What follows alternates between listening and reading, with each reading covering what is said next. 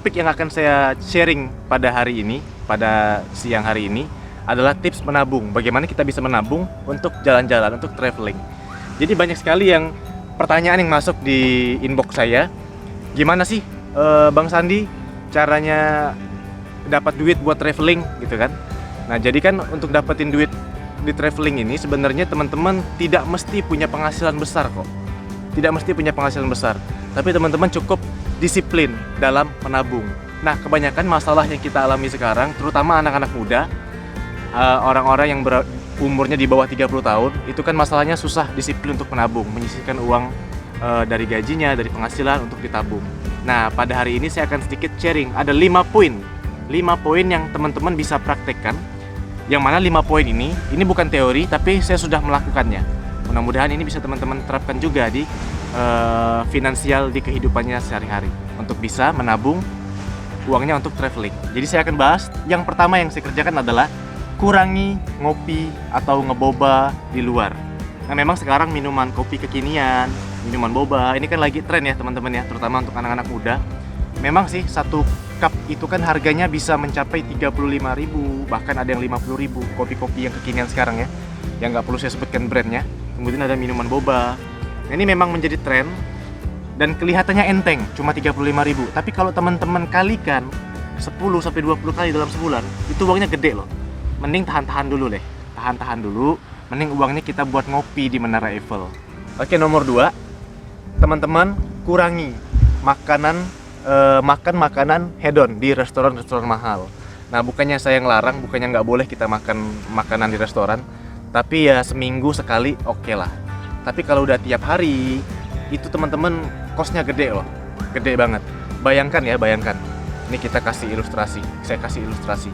Kita makan makanan yang harga 100.000 sama makan makanan yang harga 20.000. Sama-sama kenyang, tapi 5 jam kemudian kita lapar lagi, kita beli lagi makanan. Nah, jadi makanan ini adalah kos yang kita keluarkan setiap hari berulang-ulang. Akan sangat-sangat sayang kalau kita makan makanan yang mahal. Alangkah lebih baik kita makanan yang murah, tapi bukan murahan ya, makanan murah tapi sehat. Dan lebih baik lagi kalau teman-teman masak di rumah, itu jauh-jauh lebih hemat. Nah, itu yang saya kerjakan. Saya mengurangi makan makanan di restoran. Saya hanya seminggu sekali bareng keluarga, tapi nggak tiap hari. Uangnya bisa kita sisihkan untuk menabung. Poin nomor 3. Ini poin yang sangat-sangat penting. Teman-teman wajib mendisiplinkan diri menyisihkan 10-30% penghasilan gajinya untuk ditabung.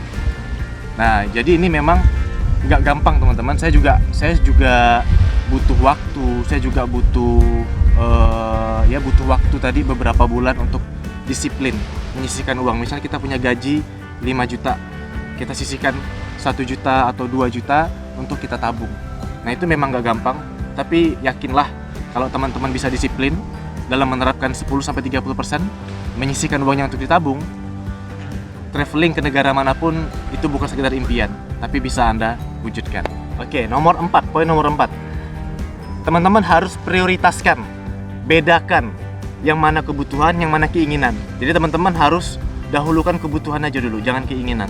Jadi kira-kira apa yang kita butuh itu yang kita beli. Yang kira-kira kita cuma ingin hanya buat gaya-gayaan, tahan dulu. Nah, saya juga punya tips bagaimana kita tahu itu kebutuhan atau keinginan. Misal teman-teman pengen beli, contohnya beli handphone baru. Teman-teman sebelum beli, tahan dulu selama 7 hari. Ini aku mau beli, kita mau beli handphone nih, handphone keluaran terbaru. Tapi sebelum kita keluarkan uang untuk beli, kita tahan dulu 7 hari. Nah, kita tahan dulu 7 hari.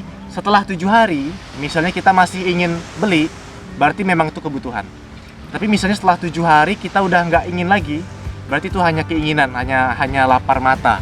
Nah, jadi teman-teman bisa terapkan. Itu cara saya untuk menahan pembelian yang bukan prioritas, pembelian yang bukan kebutuhan. Oke, jadi poin yang terakhir, poin kelima, ini yang saya kerjakan untuk bisa menabung uangnya untuk traveling. Apa itu? Ketika teman-teman sudah bisa menyisihkan uangnya 10-30% tadi, bisa sudah mengurangi makan hedon, bisa mengurangi ngopi di luar. Teman-teman, ini yang teman-teman harus lakukan, yaitu simpan tabungannya jangan dalam uang semua, tapi simpan dalam bentuk aset-aset investasi. Contohnya seperti apa? Yang saya kerjakan adalah saya membeli tanah, saya membeli emas. Kenapa? Karena tanah harganya tidak pernah turun, dan emas juga sama demikian. Nah, jadi ketika kita punya uang 20 juta, kalau kita simpan uang itu di bank, 10 tahun kemudian dia tidak akan bertambah. Yang ada malah berkurang karena kena inflasi.